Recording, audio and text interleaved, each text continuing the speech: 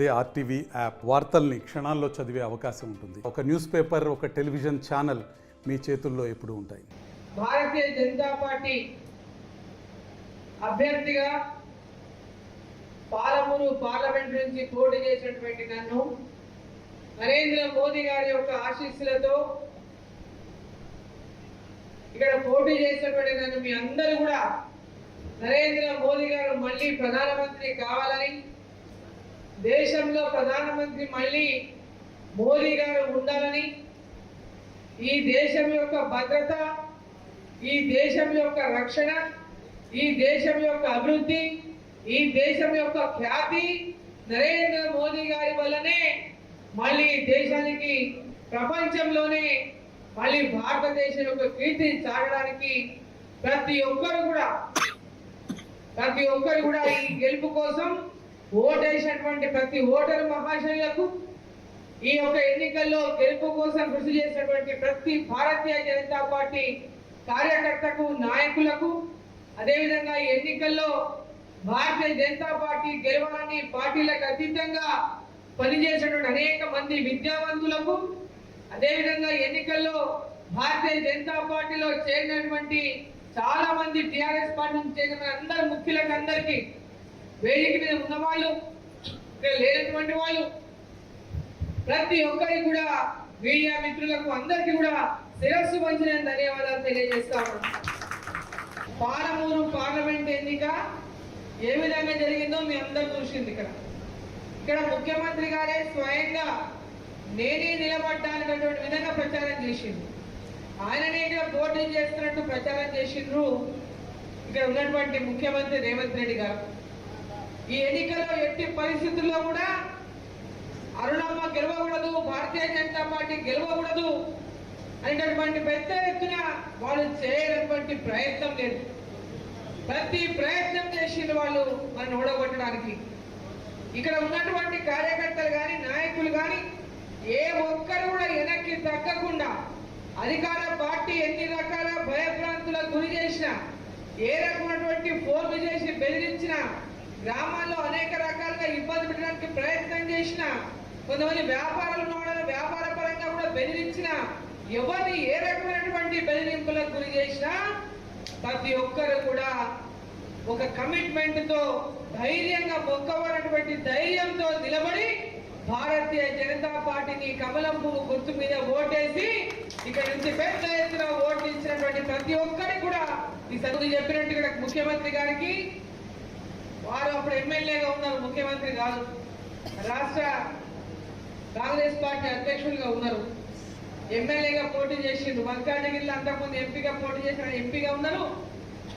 ఆ తర్వాత మొన్న ఎన్నికల్లో, అసెంబ్లీ ఎన్నికల్లో ఇక్కడ శాసనసభ్యుడిగా మళ్ళీ పోటీ చేసిండు రాష్ట్ర కాంగ్రెస్ పార్టీ అధ్యక్షుడిగా. ఆ రోజు ఎమ్మెల్యే ఎన్నికల్లో ఆయనకు వచ్చిన ఓట్లన్నీ 1,07,000 ఓట్లు వారికి వచ్చినాయి మొన్న ఎమ్మెల్యే ఎలక్షన్లలో. ఆ రోజు నేను ముఖ్యమంత్రి అవుతా అని చెప్పి వారు ఓటు అడిగి ఓటు వేయించుకుంటే 1,07,000 వచ్చినాయి. మొన్న ఎలక్షన్లలో, పార్లమెంట్ ఎలక్షన్ నాటికి ఇక్కడ రేవంత్ రెడ్డి గారు ముఖ్యమంత్రి ఇక్కడ ఓటు అడిగి, నేను ముఖ్యమంత్రిగా ఉన్నా, కొడంగల్ అభివృద్ధి కావాలి, అరుణమ్మ గెలిస్తే అభివృద్ధి కాదు, నేనుంటేనే అభివృద్ధి అవుతుంది, భారతీయ జనతా పార్టీ గెలిపిస్తే ఉపయోగం లేదనేటువంటి విధంగా ప్రజల్ని ఎన్నో రకాలుగా మభ్యపెట్టేటటువంటి ప్రయత్నం చేసింది. ఇక్కడ ముఖ్యమంత్రిని ఓడిస్తే, ముఖ్యమంత్రికి తక్కువ ఓట్లు వస్తే, ముఖ్యమంత్రి ఈరోజు మహబూబ్నగర్ పార్లమెంట్ ఓడిపోతే, ఆయన ఉన్నటువంటి పార్లమెంట్ ఓడిపోతే ఆయనకు గౌరవం తక్కువ అని చెప్పి ప్రతి ఒక్క చోట కూడా ప్రచారం చేసిండ్రు. నా గౌరవాన్ని తగ్గియకండి. అనేక పాలమూరుకు మొట్టమొదటిసారిగా ముఖ్యమంత్రి పదవి ఎప్పుడో మురుగుల రామకృష్ణరావు గారి తర్వాత మనకి ఇప్పుడు అవకాశం వచ్చింది. ఇప్పుడు కనుక ఈ ఎన్నికల్లో నన్ను ఓడిస్తే మహబూబ్నగర్కి గౌరవం పోతున్నటువంటి విధంగా మాట్లాడారు. ఆయన ఒక్కరిదే గౌరవం కాదు, పాలమూరు దేశంలో ప్రధానమంత్రి నరేంద్ర మోదీ గారు ఉన్నారు. ఇక్కడ పార్లమెంటు సీటు కూడా గెలిపిస్తే పాలమూరుకు గౌరవం దక్కుతుంది. భారతీయ జనతా పార్టీ నుంచి ఇక్కడి నుంచి కూడా పాలమూరు గొంతు పార్లమెంటులో వినిపించే అవకాశం కల్పించండి అంటే ప్రజలందరూ కూడా అవకాశాన్ని కల్పించి అభిమానించి ఆదరించిండు నరేంద్ర మోదీ గారి నాయకత్వంలో ఇక్కడ పార్లమెంటు సభ్యులుగా గెలవాలి. ఈరోజు 62,000 మనకు 63,000 వచ్చినాయి. అంతకుముందు తక్కువ ఓట్ల శాతం. పోయినసారి నేను పోటీ చేసినప్పుడు కూడా ఇక్కడ తక్కువ 40,000 చిల్లర వచ్చినాయి అన్నాడు. ఎమ్మెల్యే ఎలక్షన్లు వచ్చే వరకు ఎందుకు తక్కువ వస్తాయి అంటే మనం క్షేత్రస్థాయిలో బలంగా లేం కాబట్టి, గ్రామీణ ప్రాంతాల్లో భారతీయ జనతా పార్టీ బలంగా లేదు కాబట్టి, ఎప్పుడు ఇక్కడ అధికారంలో లేము కాబట్టి, గతంలో ఎప్పుడు కూడా భారతీయ జనతా పార్టీ రాష్ట్రంలో అధికారంలో లేదు. స్థానిక సంస్థల ఎన్నికల్లో పెద్ద ఎత్తున మన వాళ్ళకి అవకాశాలు రాలేదు.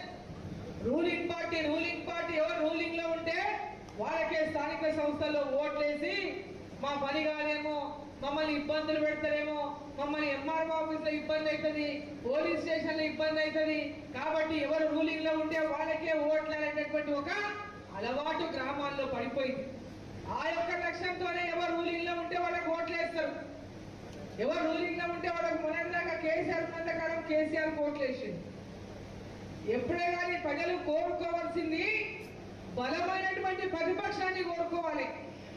గ్రామీణ ప్రాంతాల్లో మీకు పనులు జరగాలంటే కేంద్రంలో భారతీయ జనతా పార్టీ అధికారంలో ఉంది. ఇక్కడ పనులన్నీ గ్రామాల్లో జరగాలంటే రూలింగ్ పార్టీ కాంగ్రెస్ పార్టీని గట్టిగా ప్రశ్నించే గొంతు ఇక్కడ ఉండాల్సినటువంటి అవసరం ఉందని ప్రతి గ్రామీణ కార్యకర్త గుర్తించాల్సినటువంటి అవసరం ఉంది. స్థానిక సంస్థల్లో ఉన్నటువంటి అనేక సమస్యలు మీరు గొంతు విప్పితే తప్ప పరిష్కారం కావు. రూలింగ్ పార్టీ కాబట్టి వాళ్ళు చేసినా చేయకపోయినా మనం ఇట్లే భరిద్దాం, అడిగితే మనకు నష్టమవుతుంది, మనకి కష్టం అవుతుంది అంటే గ్రామాలు ఎప్పుడు కూడా అభివృద్ధికి నోచుకోవని చెప్పి సందర్భాన్ని నేను తెలియజేస్తా ఉన్నా.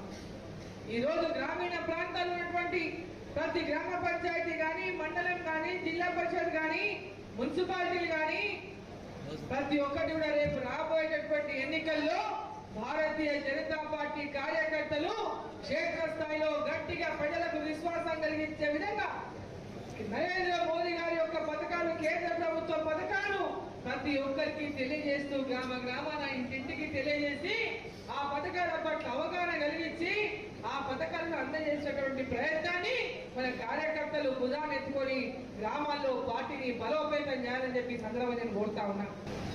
ప్రతి పథకం కేంద్ర ప్రభుత్వం ద్వారా వచ్చిన పథకాల ద్వారానే ఇలా గ్రామాల్లో అభివృద్ధి జరుగుతుంది, పట్టణాల్లో అభివృద్ధి జరుగుతుంది, రాష్ట్రంలో అభివృద్ధి జరుగుతుంది. మరి అన్ని అంశాలపైన అవగాహన ఉన్న ప్రతి కార్యకర్త మనం సైలెంట్ గా ఉంటే, ప్రజల్లోకి వెళ్ళకపోతే ఎవరు జరుపుకుంటే వాళ్ళు చేసినట్టుగానే భావిస్తారు. కాబట్టి మన ప్రతి కార్యక్రమాన్ని, ప్రతి పథకాన్ని ప్రజల్లోకి తీసుకెళ్లే విధంగా ప్రతి కార్యకర్త గ్రామాల్లో పనిచేయాల్సినటువంటి అవసరం ఉందని చెప్పి సందర్భాన్ని నేను తెలియజేస్తా ఉన్నా. బూత్ కమిటీలు కానీ, మండల కమిటీలు కానీ, ఏ మండలంలో ఆ మండలంలో గ్రామాల్లో ఉన్నటువంటి మన పార్టీ కార్యకర్తలు కేంద్ర ప్రభుత్వ పథకాలన్నింటినీ కూడా ప్రజల్లోకి తీసుకెళ్లాలని చెప్పి సందర్భాన్ని నేను కోరుతా ఉన్నా. ఈరోజు అభివృద్ధి విషయానికి వస్తే ఇక్కడ ముఖ్యమంత్రి గారు ఉన్నారు జిల్లాలో. రాజకీయాలు అయిపోయి మనకు మొన్నటి ఎన్నికలతోన రాజకీయాలు ఎవరు గెలవాలన్నా ప్రజలు గెలిపించిండ్రు, ఎవరు ఉండాలనో వాళ్ళు నిర్ణయం చేసిండ్రు. ఈరోజు అధికారంలో రూలింగ్ లో ఇక్కడ అధికారంలో కాంగ్రెస్ పార్టీ ఉంది, కేంద్రంలో ఎన్డీఏ ప్రభుత్వం నరేంద్ర మోదీ గారు ప్రధానమంత్రిగా ఉన్నారు. ఇక్కడ మనం పార్లమెంట్ మనల్ని గెలిపించిండ్రు. మరి ఈరోజు అభివృద్ధి విషయానికి వస్తే నరేంద్ర మోదీ గారు కేంద్రం ద్వారా ఇవ్వాల్సిన నిధులన్నింటినీ కూడా ఈ రాష్ట్ర ప్రభుత్వానికి ఇక్కడ కాంగ్రెస్ పార్టీ ఉందని చెప్పి పక్కన పెట్టరు. ఈరోజు ఎక్కడ ఏ రాష్ట్రంలో ఏ పార్టీ అధికారంలో ఉన్నా దేశంలో ఉన్నటువంటి అన్ని ప్రాంతాలను అభివృద్ధి చేయాలి, వాళ్ళ అవసరాల యొక్క వారి దృష్టికి తీసుకెళ్తే ఆ యొక్క అవసరాలను, ఆ యొక్క అభివృద్ధిని అందజేసినటువంటి విధంగా నరేంద్ర మోదీ గారు పనిచేసిండ్రు. రేపు రాబోయే కాలంలో కూడా మనం పనిచేస్తాడు తెలంగాణ అభివృద్ధి కోసం. తెలంగాణ అప్పుల కూపంలో కూరుకోల్పోయి ఉంది. అప్పుల కూపంలో ఉన్న ఈ తెలంగాణకు నరేంద్ర మోదీ గారి ప్రభుత్వం సహకారం పూర్తి స్థాయిలో అవసరం ఉన్నదని చెప్పి సందర్భాన్ని నేను తెలియజేస్తా ఉన్నా. ఇప్పటికే ముఖ్యమంత్రి గారు నరేంద్ర మోదీ గారు అనేక సార్లు కలిసిండ్రు, కేంద్ర మంత్రులను కలుస్తా ఉన్నారు. ఈ రాష్ట్రంలో అభివృద్ధి కోసం నిధులు కావాలని చెప్పి కోరుతా ఉన్నారు.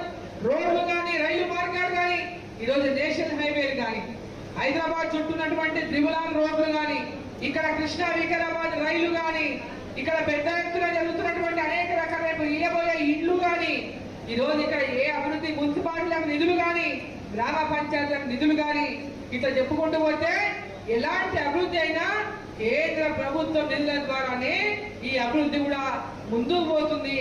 ఆ ప్రభుత్వము ఈ ప్రభుత్వము కలిసి ముందుకు పయనిస్తేనే అభివృద్ధి సాధ్యమవుతుందని చెప్పి సందర్భంగా నేను తెలియజేస్తా ఉన్నా. ఆ లక్ష్యంతో ఈ రోజు ఇక్కడ ఉన్నటువంటి రాష్ట్ర ప్రభుత్వం రేవంత్ రెడ్డి గారు అదే లక్ష్యంతో ముందుకు పోవాలే కానీ రాజకీయ కక్షలు అనేటివి ఏ మాత్రం కూడా సమంజసం కాదని చెప్పి సందర్భంగా నేను తెలియజేస్తా ఉన్నా. ప్రతి ఒక్కరికి ఇంకా చాలా ఉంది. మన ముందు అనేక సార్లు కలుసుకుంటాం, వస్తాం, ప్రతి మండలానికి కూడా వస్తాం. కొడంగల్ నియోజకవర్గానికి సంబంధించి ఇక్కడ ధన్యవాద సభ, కృతజ్ఞత సభ చెప్పడానికి మీ అందరినీ కలుసుకోవడానికి రావడం జరిగింది ఇవాళ. మరి యొక్క కృతజ్ఞత సభలో మేమందరినీ కూడా నేను కోరుతా ఉన్నా, ఈ ఎన్నికల్లో ప్రతి ఒక్కరు ఏ విధంగా కృషి చేసి భారతీయ జనతా పార్టీకి ప్రతి గ్రామంలో కమలం పువ్వు గుర్తుకు ఓట్లు పడినాయో దీన్ని ఇంకా పెంపొందించేటటువంటి విధంగా, ఇంకా పార్టీని బలోపేతం చేసి స్థానిక సంస్థల్లో కూడా విజయం సాధించే దిశగా మన పార్టీ కార్యకర్తలు నాయకులు ముందుకు వెళ్ళాలని, దానికి పూర్తిగా నా యొక్క సంపూర్ణ సహకారాన్ని అందిస్తానని చెప్పి సందర్భంగా తెలియజేస్తాము. ఓటేసిన ఓటరు మహాశైలకు కార్యకర్తలకు మరోసారి నా యొక్క హృదయపూర్వకమైనటువంటి ధన్యవాదాలు, కృతజ్ఞతలు తెలియజేసుకుంటూ, సమయం చాలా అయింది, చాలా మంది కాబట్టి నేను మళ్ళీ శాంతనగర్లో కూడా ఉంది, అక్కడ కూడా ఫోన్ల మీద ఫోన్లు కొడుతున్నారు. ఇక దయచేసి సన్మానం చేయాలనుకునే వాళ్ళకి ఎవ్వరు అన్యదా భావించొద్దు. రాజకీయ కక్షలు అనేటివి ఏ మాత్రం కూడా సమంజసం కాదని చెప్పి సందర్భంగా నేను తెలియజేస్తా ఉన్నా. ఇక్కడ మొన్న కొడంగల్లో కొన్ని గ్రామాల్లో కానీ బూతుల్లో కానీ భారతీయ జనతా పార్టీకి ఓట్లు పడినాయి, భారతీయ జనతా పార్టీకి ఓట్లు వేసిందని ఆ గ్రామాల్లో ఉన్నటువంటి కార్యకర్తలను కానీ నాయకులను కానీ ఇబ్బంది పెట్టేటటువంటి విషయంగా ఏ విధంగా అయితే కక్షపూరితమైనటువంటి కార్యక్రమాల కనుక కాంగ్రెస్ పార్టీ పూనుకుంటే ఎట్టి పరిస్థితి కూడా సహించేది లేదని చెప్పి ఈ సందర్భాన్ని తెలియజేస్తా ఉన్నా. రాజకీయాలు ఎన్నికల వరకే ఉండాలి, దాని తర్వాత అభివృద్ధి లక్ష్యంగా మనం పనిచేయాలి. ముఖ్యమంత్రి గారు కానీ స్థానికంగా ఉన్నటువంటి ఎమ్మెల్యేలు కానీ ఎంపీలు కానీ ఎవరైనా కానీ ఆ ప్రాంతంలో ప్రజల యొక్క సమస్యల పరిష్కారం కోసం, ఆ ప్రాంతం యొక్క అభివృద్ధి కోసమే కృషి చేయాలని చెప్పి ఆ దిశగానే ఇక్కడ ఉన్నటువంటి ముఖ్యమంత్రి గారు కూడా ఆ దశలోనే మరి ప్రాంతానిలో ఎలాంటి కక్షపూరితమైన రాజకీయాలకు ఇక్కడ తావు లేకుండా ఇక్కడ పనిచేయాలని చెప్పి సందర్భంగా కోరుతున్నా. ప్రతి గ్రామం గురించి అభివృద్ధి కానీ, ప్రతి గ్రామాల్లో ఇల్లు లేవడానికి ఇల్లు కానీ, ప్రతి గ్రామంలో రోడ్లు లేవడానికి రోడ్లు కానీ, తండాలు కావచ్చు, గ్రామాలు కావచ్చు. అదేవిధంగా ఈరోజు కృష్ణా వికారాబాద్ రైలు రాష్ట్ర ప్రభుత్వం ద్వారా వచ్చేది కాదు, అందరికీ తెలుసు. దాని నిధులంతా కూడా కేంద్ర ప్రభుత్వం ఇచ్చే నిధులు. కేంద్ర ప్రభుత్వం ఇప్పటికే సర్వే నిధులు కేటాయించింది, ఆ ప్రాజెక్టు కూడా నిధులు కేటాయించింది, ఎంత అవసరం కూడా పూర్తిగా కేటాయించడానికి సిద్ధంగా ఉంది. దాన్ని త్వరితగతిన పూర్తి చేసుకోవడానికి మా వంతు కూడా పూర్తి సహకారం కేంద్రం ద్వారా అందిస్తామని చెప్పి సందర్భంగా నేను తెలియజేస్తా ఉన్నా. కృష్ణా వికారాబాద్ లైన్ పూర్తి చేయడానికి మా వంతు కేంద్ర ప్రభుత్వం ద్వారా, నరేంద్ర మోదీ గారి ప్రభుత్వం ద్వారా దాన్ని త్వరగా పూర్తి చేసే విధంగా మా శాయశక్తుల కృషి చేస్తాం. దానికి రాష్ట్ర ప్రభుత్వం కూడా పూర్తి స్థాయిలో ఇక్కడ కోఆపరేట్ చేయాల్సినటువంటి అవసరం ఉందని చెప్పి నేను తెలియజేస్తా ఉన్నా. అదేవిధంగా ఇక్కడ రోడ్లు కానీ, రోడ్లు చాలా గ్రామాలకు రోడ్లు సరిగ్గా లేవు. ఈ పార్లమెంటులోనే కాకుండా కొడంగల్లో కూడా చాలా వెనుకబడినటువంటి ప్రాంతాల్లో రోడ్ల సమస్యలు ఉన్నాయి. ఈ యొక్క మహబూబ్ నగర్ పార్లమెంటు నియోజకవర్గం పూర్తిగా ఏ గ్రామానికి వెళ్ళినా ఎక్కడికి వెళ్ళినా రోడ్ల సౌకర్యాలు లేవు, తండాలకు లేవు, గ్రామాలకు లేవు. అనేకమైనటువంటి ఇబ్బందుల్లో ఇలా ప్రజలు రోడ్డు సౌకర్యాలు సరిగ్గా లేక ఇబ్బందులు పడతా ఉన్నాం. మరి దానికి అన్నిటికీ కూడా మరి ఇక్కడ ఉన్నటువంటి అవసరాన్ని గుర్తించి ఆ రకమైనటువంటి రోడ్ల కోసం నిధులు కేటాయించి రాష్ట్ర ప్రభుత్వం ద్వారా కేంద్ర ప్రభుత్వం ద్వారా రావాల్సిన నిధులు కేంద్ర ప్రభుత్వం ద్వారా మరి మనం రాబట్టుకొని ఈ ప్రాంతాన్ని అభివృద్ధి చేయాలని చెప్పి సందర్భంగా నేను కోరుతా ఉన్నా. మరి ప్రతి ఒక్కరికి ఇంకా చాలా ఉంది. మన ముందు అనేక సార్లు కలుసుకుంటాం, వస్తాం, ప్రతి మండలానికి కూడా వస్తాం. కొడంగల్ నియోజకవర్గానికి సంబంధించి ఇక్కడ ధన్యవాద సభ, కృతజ్ఞత సభ చెప్పడానికి మీ అందరినీ కలుసుకోవడానికి ఇక్కడ రావడం జరిగింది ఇవాళ. మరిన్ని వీడియోస్ కోసం ఛానల్ ని సబ్స్క్రైబ్ చేయండి, లేటెస్ట్ అప్డేట్స్ కోసం వాట్సాప్ ఛానల్ ని ఫాలో చేయండి అండ్ లింక్ డిస్క్రిప్షన్ లో ఉంది.